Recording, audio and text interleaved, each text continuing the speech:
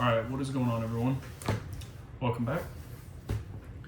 If you do not know who I am, my name is Jackson Ball. I am a college student with a biology major and a pre-med student as well. So today I wanted to talk a little bit more about the mechanism of how H. pylori works. I've got some notes pulled up here, so I'm going to be doing a little bit of looking at the camera, looking at my computer, so bear with me on that. But if you watched my previous video, I kind of lightly touched at how H. pylori has impacted my life. It was my first YouTube video being created, so it was a little bit rough.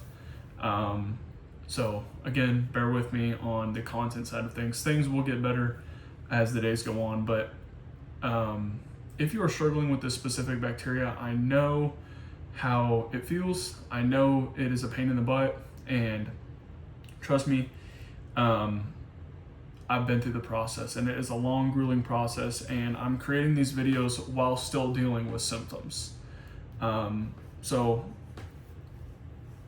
further being said, without anything else being said, let's go ahead and hop into kind of what H. pylori is. H. pylori is a specific stomach living bacteria that infects the stomach lining, and it's actually very common among 50% of the world population. Many people tend to have it and not even really recognize it. It can actually stay dormant and not show any symptoms at all. Now, basically kind of a little bit more of the mechanism of how it works, and a lot of people don't really care, right? You just want to feel better, which I completely understand, but I think it's worth knowing for a lot of people how it actually works. So the H. pylori basically can live in your stomach acid. There's not very many bacteria out there that can actually thrive in your stomach acid, which is a pH of between 1 and 2, which is highly acidic. It would burn through this table. It would burn through, 99% of things out there. So stomach acid is very important. And another huge mechanism to this bacteria is to actually live, it has to lower that stomach acid. Now, I know I said it can live in there, but it still needs to lower it to a certain standard so that it can thrive. Excuse me. That is a symptom of H. pylori itself. So once it actually overpopulates, which is the major issue here, that is the issue that it develops, is it becomes overpopulated. And that's with any bacteria, right? Like if any bacteria becomes overpopulated in the intestinal system, it can create a myriad of issues. Now with H. pylori, after it gets in the stomach and it starts to overdevelop, it will start to eat away at the stomach lining. And when that stomach lining becomes super vulnerable, especially when you don't have any stomach acid, which is already an issue, that stomach acid will start to eat away at your stomach lining. And when you have two things eating away at your stomach lining at once, that can put you in a highly, highly dangerous state. Now, we have cells in our stomach lining, parietal cells, all different types of cells that create mucus, cells that create stomach acid, all sorts. So when these things can become vulnerable to whether it's stomach acid, H. pylori, all these different things, one of the major increased risks is stomach cancer during this. So, if you're not really concerned about your health, I completely understand.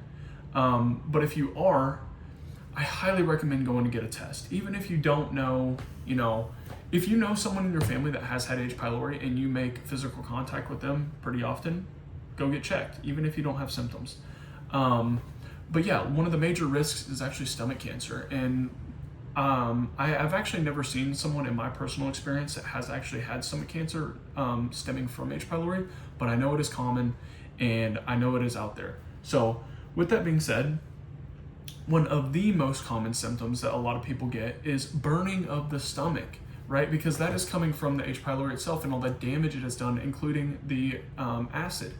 So when we get to that state of overpopulation and all the damage that is being done, like we'd mentioned, the lining becomes exposed, and something known as arrhythmia or erythria. I may be mispronouncing that, but basically in doctor's terms or science terms, that is inflammation of the stomach lining. And if you ever get an endoscopy done, that's typically what they'll put on the paperwork or the lab report is actually arrhythmia, not gastritis. That if you have seen that and you're not sure what that means, it basically just means you have activated gastritis or active gastritis. Now, on the flip side of that, you can actually have ulcers as well. Some people get ulcers, some people get gastritis. Both of them are very uncomfortable and suck tremendously. For me, I had gastritis.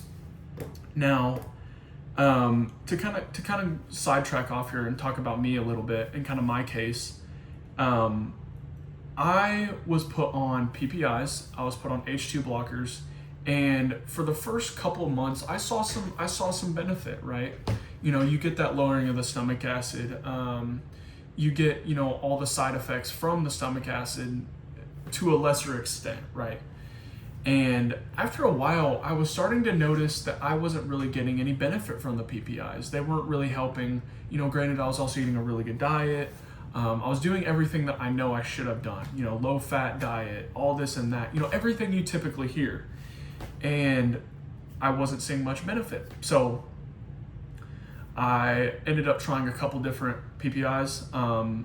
Something you want to discuss with your doctor if that's the case for you. Try a different PPI. There's pantoprazole, omeprazole, quite a few different ones. I think pantoprazole you do have to have a prescription for. It's a little bit stronger. In my case, it was the best one that worked for me. Like I said, that's something you need to discuss with your doctor when the time comes. But with all that being said, there is some negatives that come from PPIs and H2 blockers in and of themselves. So after we kind of figured out exactly, where this burning and this discomfort is coming from, that is going to be the gastritis, and that is going to be an ulcer possibly. Now, the one thing you need to figure out before you just go out of your way and say, oh, I have, gastritis, or oh, I have an ulcer, is you need to get an endoscopy done. What actually has to happen first is you have to get diagnosed. So how do we get diagnosed? Well, there's a couple ways. Typically, one of the gold standard ways is you'll go to your doctor. I highly, highly, highly recommend you bring some information to your doctor. Kind of do your own research. Watch some YouTube videos. Do some research. Do whatever you need to do to kind of figure out, and line up some of these symptoms with, what the ultimate root issue could be. So, with that being said, bring the possible diagnosis of H. pylori to your doctor. See if they have any thoughts on what it could possibly be. Now, for my case, that's exactly what I did. Granted, at the time, I wasn't very knowledgeable in health, and I wasn't really knowledgeable in the digestive system and how all these mechanisms work. But once I kind of had a little bit of a faint idea of what it could be, I went ahead and brought it to my doctor and said, hey, I'm interested in taking an H. pylori test. I think some of these symptoms could be aligning with the possible diagnosis of H. pylori. So granted, that's what we went ahead and did. 2 weeks later, got my results back, positive for H. pylori. So what is the next steps? Well, unfortunately, the only FDA approved diagnosis, or excuse me, not diagnosis, but treatment for H. pylori at the moment is 2 antibiotics and 1 PPI, or quad therapy, depending on what your doctor recommends. Could be a bismuth solution or tablet as well. Now, and also that can kind of depend on how bad your burning is, and discomfort and bloating and burping and all these different things, right? So for me, I was put on quad therapy. I had pretty bad burning and pretty bad discomfort. Lots of burping, lots of just this pain, no nausea, no throwing up, nothing like that. And honestly, I didn't really have bad reflux. But what I'm kind of hinting at when I was talking about bringing some information to your doctor is you don't want to, your doctor give you the wrong treatment for something that, you possibly may not be dealing with. Now, what I mean by that is, what I have seen from a lot of different people is, they'll go to their doctor and say, hey, depending on like how bad your case of H. pylori is, they'll be like, oh, I'm dealing with, some reflux, I'm dealing with this and that. And typically a doctor will just put you on a PPI. Now, the reason we don't want to go on a PPI just straight off the bat is like I mentioned earlier, H. pylori has to lower your stomach acid naturally to thrive and survive. And when those two things are possible, and when those two things are happening, you throw a PPI on top, which is PPI is a short for acronym of proton pump inhibitor. And what those things do is they naturally tell your parietal cells, I want to make sure that's correct before I quote that, but tell the cells in your stomach that create acid to stop. And when that is happening, you start to develop no stomach acid at all. And we don't want that. We want your stomach acid to be producing at a rate that where, you can have H. pylori still present, but not as active as we, want it to be.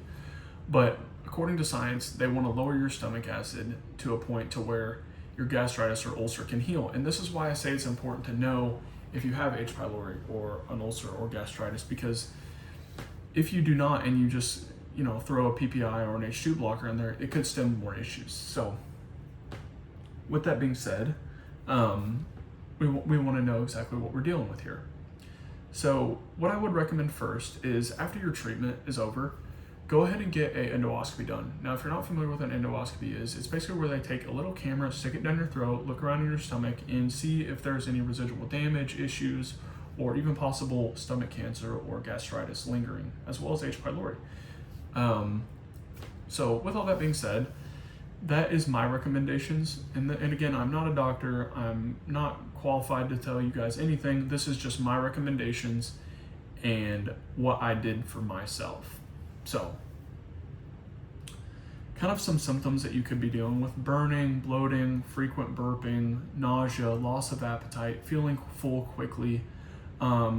And now, like I said, in more serious cases, you could be vomiting blood, which is on the very serious end, black stools, unexplained weight loss, which does require medical attention.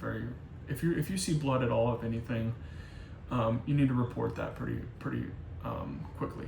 So, how do we get this? How do we get H. pylori? One of the most common ways is contaminated food, right? A lot of people go to another country and they go wherever, there's not a specific place where it's more common than not, but you will pick up H. pylori. It's pretty common. And so what I recommend for a lot of people is when you come back from another country, go ahead and get tested. It's very simple. Most health insurance cover an H. pylori test. And if they don't, I think it's like $100, $150. You can also go get a blood test done at some local places like Quest Diagnostics, or your local blood testing labs. That is my recommendation for getting tested and getting treated. Now, how long do we have to be on these antibiotics? Because the treatment is two very strong, potent antibiotics that can cause a lot of different damage among your microbiome, which is a very serious topic that we'll need to be talking about in the future. Typically lasts between 10 and 14 days. Now, for me specifically, I didn't take it as recommended as I should have. Granted, I wasn't very, intelligent when I was taking these drugs. I wasn't very wise to exactly the protocol that I needed to be on. So, looking back, you need to be on about 10 to 14 days for a very stringent, highly recommended process. Typically, the two antibiotics that your doctor will put you on are amoxicillin and clarithromycin. Now, some people can actually be not allergic, but sometimes your H. pylori can actually be defensive against some antibiotics, like they're antibiotic resistant.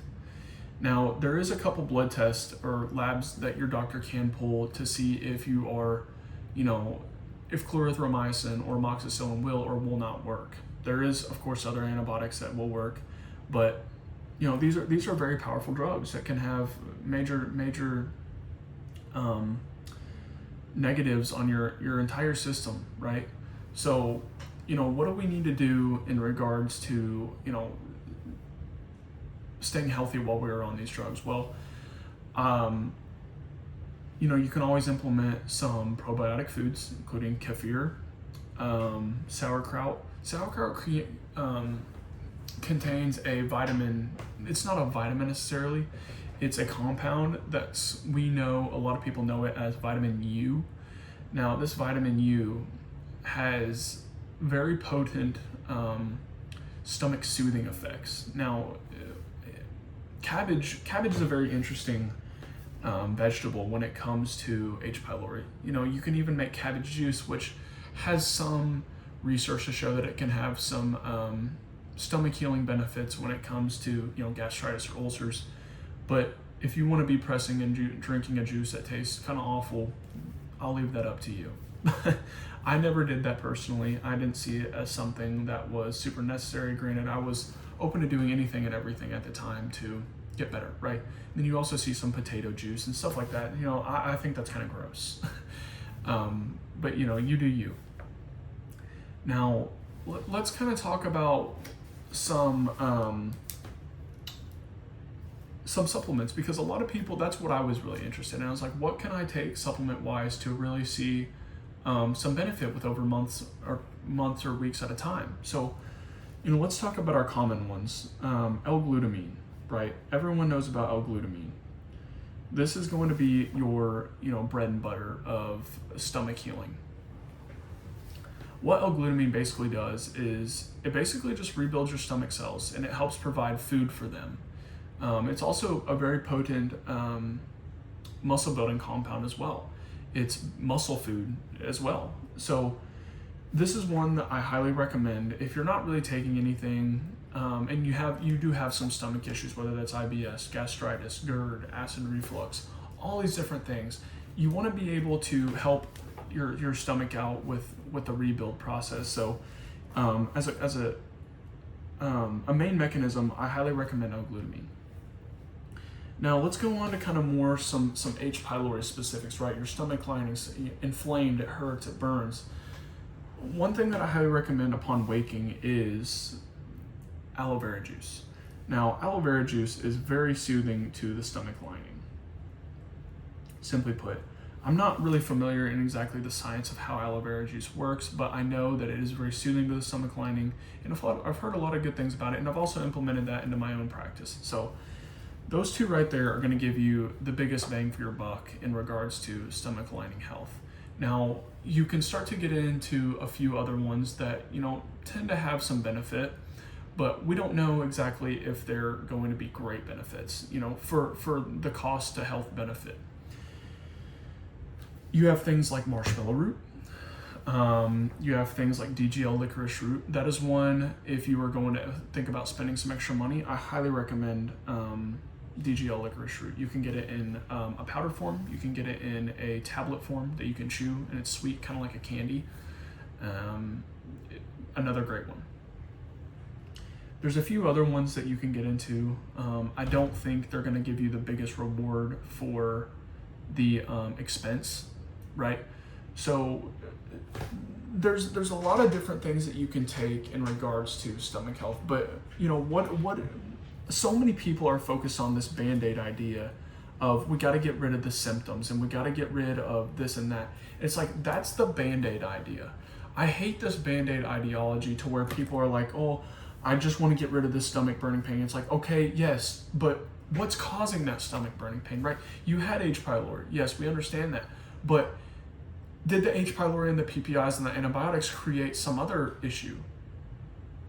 There's a high likelihood that it did, and that high likelihood is called SIBO, small intestinal bacterial overgrowth. I want to talk about this in another video, but I'll shed some light on it right now, that 90% of the time, if you get put on antibiotics and a PPI and an H2 blocker for a long extended period of time, there's almost a guarantee that you will have SIBO.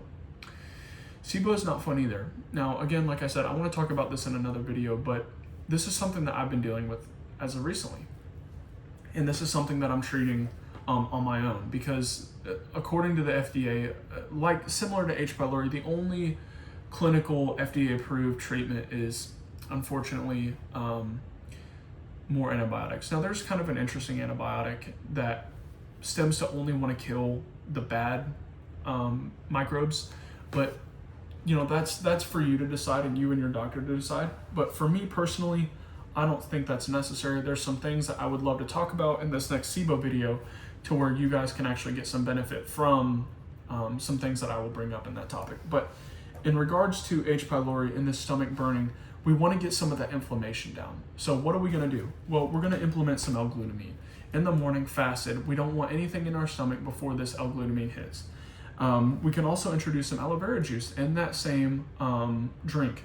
We're going to add some L-glutamine, we're going to add some aloe vera. We're also going to add some minerals, right? Because we don't want our minerals to become depleted during the state, because when our stomach lining is inflamed, that's going to give us that's going to take away a lot of minerals. It's not actually going to give us anything. Sorry for that. It's the wrong way of saying that. So what do we want to add? Well, our main minerals are going to be potassium, right? And we're going to have magnesium. And we're going to have sodium. And without these, we don't have the building blocks to be able to heal properly. So whether you want to take that in from electrolytes, or you want to add a little bit of salt and take some potassium and magnesium pills as a supplement, those work as well. But those are going to be the building blocks to seeing the biggest results. And then after following a process like this for an extended period of time, if you don't stem any residual issues like SIBO or long-term burning side effects, you will start to see some benefit from this. But if you're not, then that could mean that we're not dealing with H. pylori anymore, especially if you test especially if you test negative on another test, or your endoscopy comes back negative, and we know that you're not dealing with H. pylori, then that would mean that we're going to have to look into some other different things. Now, there is other things after H. pylori that you could be dealing with, including SIBO, residual gastritis, vagus nerve misregulation, all sorts of different things. So we need to focus on these things for a short period of time, and then once we get done with this, then there's some things that we can start to implement. But all in all, folks, if you have H. pylori, it is a big deal, and we want to get it figured out. But we also don't want to just go out on a whim and just say, oh, hey, well, you know what? I'm just going to hop on antibiotics, or I'm just going to do this. It's like, yes, discuss this with your doctor, but also think about your own health. Think about what these things can do, right? And again, I'm not telling you what to do. This is something that you need to decide on your own. Granted, I took antibiotics. Was I very knowledgeable in this space at the time? No. But do I know a lot more now over almost 3 years of studying these different things? Yes. And would I, if someone came to me and said, hey, I've been thinking about taking antibiotics, what is your opinion? I would say there's other treatment options out there. Are they FDA approved? No. But is there things that we can take? Yes. And those are some things I'm going to talk about in a later video, but I just wanted to kind of lay down some ground rules of what you should expect, what you should start to implement, and what you should just kind of get figured out, right? So with these few things that I discussed in this and kind of what H. pylori is, right, you kind of have a general idea of what you're dealing with here.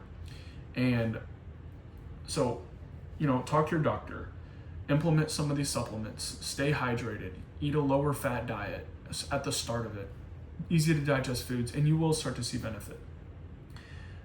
So hope you guys like this video. Again, this is my second video ever being created, so I'm a little bit new to the camera, a little bit new to trying to discuss some of the stuff that I'm very passionate about and I love to discuss. So like I said, if you guys have any questions, feel free to leave them down below, or like this video, whatever you guys want to do. I'm not so here to gain a tremendous amount of followers or whatever.